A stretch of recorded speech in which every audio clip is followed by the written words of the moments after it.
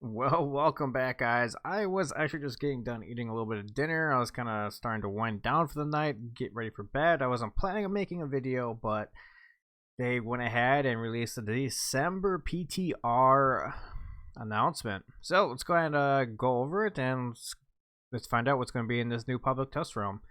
So, greetings, adventurers. Eternum is ever evolving world, and such we continue our efforts in providing our players with an assortment on ongoing features, content, and changes similar to the activities leading up to our latest major update.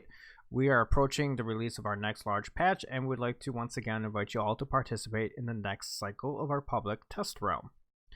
So the PTR, the public test realm, is a limited availability server. Basically, if you guys don't know, just you can test out some of the new early changes, some of the patch changes and everything that's going to be coming, and give some feedback and so on and so forth to kind of gauge. So the servers will officially open tomorrow, December 3rd at 10 a.m. Pacific time.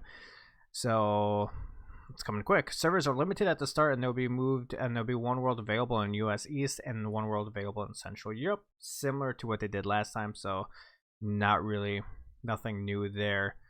Other worlds will shut down and be wiped clean. So basically, when you are part of the PTR, once it's completed, all progress and anything you do in the game, it will be deleted. However, the nice thing is, like, when you get in, you can kind of pick which level range you want to be, and you get chests with that pretty much give you all the weapons, all the loot, so you can kind of play around with the changes. So it's pretty nifty. I jumped in there a couple times and checked it out, but this is where it gets interesting. So we are getting Yetis with horns, Ram Yeti. We're gonna call him Ram Yeti. Can we get a hashtag Ram Yeti in the comments down below? So Winter Convergence Festival. So we all knew that they were probably going to do something for the winter via data mines. There was some information that they were looking at a winter event. Well, this just pretty much confirms the Winter Convergence Festival. The holiday of the Winter Convergence has arrived in Eternum, marked by the appearance of increased snowfall and northern lights in the sky. So that's going to be kind of cool. Be able to see the northern lights at nighttime, which will be pretty cool. This is a time of duality and dichotomy as the Yeti, the Winter Wanderer, comes to the land. While in the settlements, gifts are exchanged to mark the passing of the year. Outside the safety of the walls, there rages a wintry war between the positive forces of winter, slumber, perseverance, championed by the Winter Wanderer's positive side, and the negative forces of the winter, death, stagnation, are championed by the Winter Wanderer negative side. So from this, we can basically gather there's going to be two sides to this, right? There's going to be maybe this is the positive side, or like the good one, and then the one they're talking about is the negative is going to be like reversing color or something. This player takes on the cause of the Winter Wanderer to collect winter tokens from the repeatable events across the island, able to turn them into a holiday shop containing rare and cosmetic items. The Winter Wanderer possibly so basically what this is going to do is going to be similar to like the faction shop. You're going to be able to do quest depending on which one of these you probably pick, and depending on which one you probably pick, you can turn it back and buy things from the shop for the time being. So probably like skins and stuff, I would assume, for your weapons, maybe some like special weapons, I don't know, something like that. Icy winds and the Winter Wanderer bring them with new armors. It says right here, new armors, weapons, furnishing skins, consumables, and delightful present and get emote, all themed of the wonderful Eternum holiday of Winter Convergence. Winter villages. The Winter Wanderer has set up 4 villages to facilitate joy of the cheer of the Winter Convergence. Visit these villages in Everfall, Monarch's Bluff, Weaver's Fen, and Brightwood. So they are staying kind of towards the middle. I mean, Everfall's in the middle, Monarch's Bluff's to the left, Weaver's Fen's to the right, Brightwood's to the north. So pretty much dead center. To meet the Winter Wanderer and carry out the holiday quest. They I honestly, I would have liked them to kind of spread these out more. I don't like that they're all kind of just bunched up in the middle. All the players, at least on our server, majority of the player base is like in that middle area of the map. I would have liked to seen it like them spread out the world a little bit, but that's what it is. The Convergence Spirit. Celebrate the Spirit season by giving a helping hand in decorating your favorite settlement. That's cool. I like that activity. I think that's kind of a cool thing. Like, you might have to place plants or some shit. That's kind of cool. The Convergence Spirit is a special town project that allows players to complete a special town project request to upgrade each settlement tree of light for improved daily rewards. Last Presence Recovery. Okay, so located throughout the world of lost presents to be recovered. So another fetch quest. Gleamite collecting. Bright glittering gleaming gleamite meteors of multitude of color fall from the night sky during this time of year. Destructive. They're beautiful. So Gleamite showers, a new random dynamic event that occurs at night through Eternum. Keep your eyes and ears open as you search for locations where showers are most prevalent. Exchange the harvest crystals for winter tokens. Okay. So that's kind of cool. You'll be just running through the world and you'll be seeing stuff fall from the sky and probably go track it down, right? Ice case. So this looks fucking dope. This is probably going to be the image of... You know what? I'm just going to copy image now. That's going to be the cover. So ice caves are appearing all over Eternum due to the Winter Warrior's desire for the forever winter.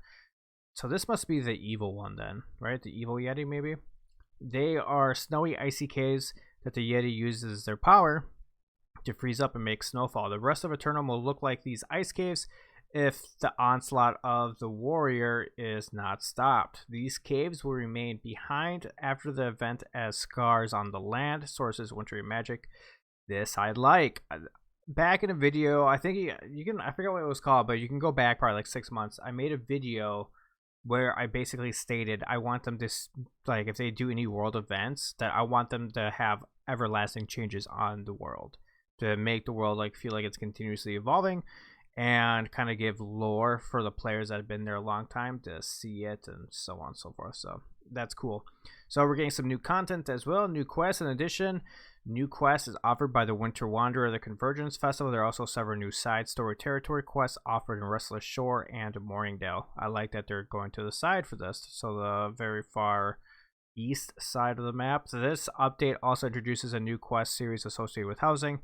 After you complete the main story quest, Encroaching Corruption, seek out Architect Giacomo, right? Or Giacomo. It's probably Giacomo Otovi, right? I think that's how you say it. Near your starting settlement to begin the quest series. Further quest with Giacomo Otovi will be unlocked as you level up and progress your territory standing. Okay.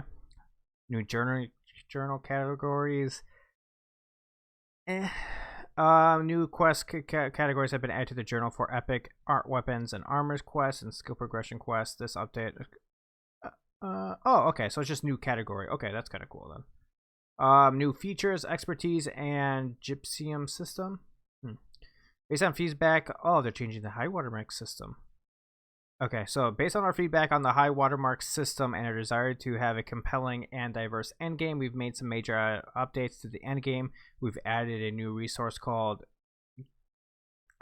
I'm probably butchering this word, but like gypsum, that can be acquired each day by doing a variety of activities. Open world named bosses, expedition bosses, outpost rush, arenas, arenas. Does this confirm that we're going to get some multiplayer arenas?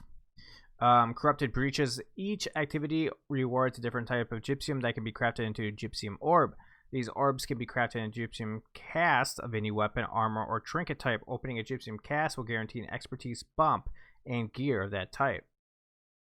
That's kind of nice. So basically, well, let's finish reading this before we go into it. We've also renamed high watermark to expertise and now display the current expertise level of each slot on your avatar in the inventory, so players can easily track their progress. We also show a level up banner anytime your expertise level increases. Lastly, we've added 2 new endgame POIs where players can challenge themselves with difficulty content and try to progress their expertise with level 66 enemies and elite chests. Both Maleficent, dude, I can't say this one. I just ran this today. Malevolence, right? I think that's how you say it. And Endergrove and the Imperial Palace North Dynasty Shrine have been leveled up to 66. So now that's going to be a little tougher.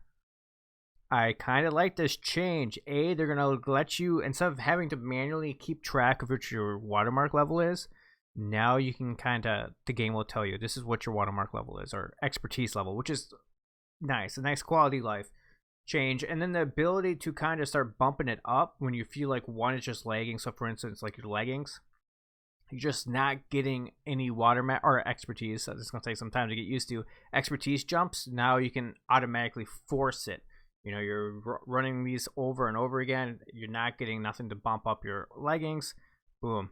You craft one of these casts, and then all of a sudden it's going to raise you up. That's kind of nice. I like that. It's a good change there.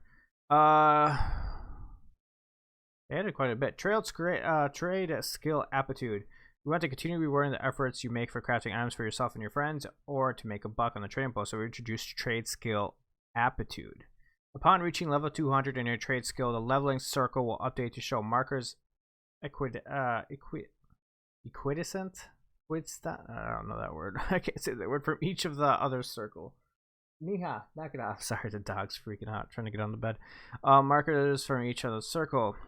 Earning trade skill XP will begin progressing you again, and when you reach one of these markers, you'll be awarded with a container of useful items that are mostly trade skill relevant, such as craft mods, special ingredients, and even schematics and recipes.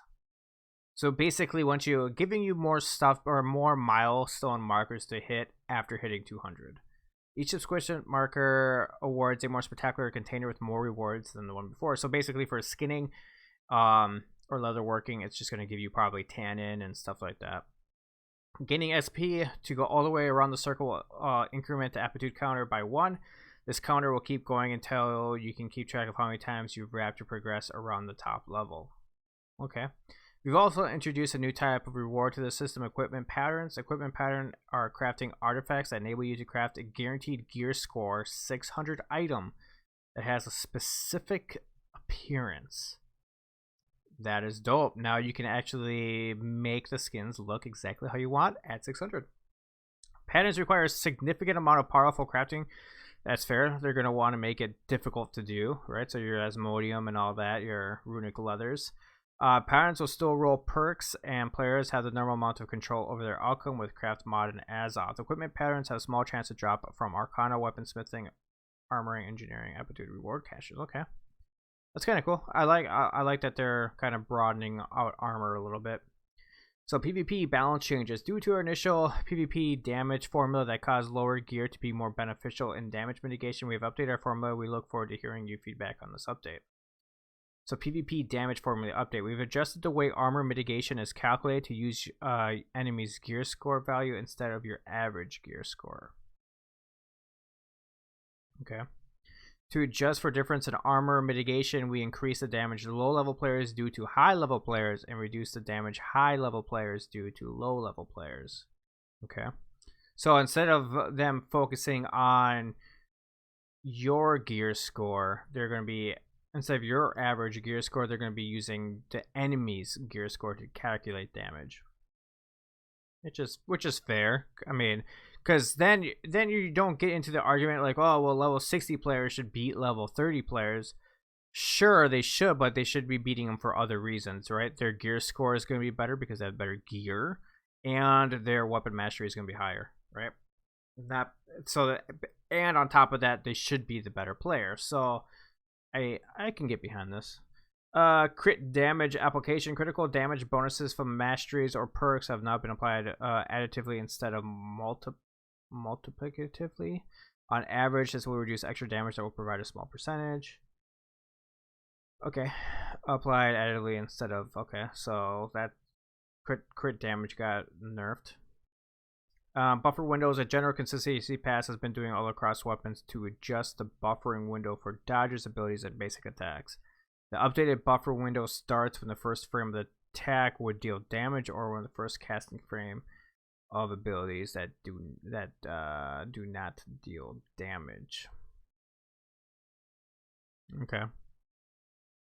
Buffering window for dodges. Abilities and attacks.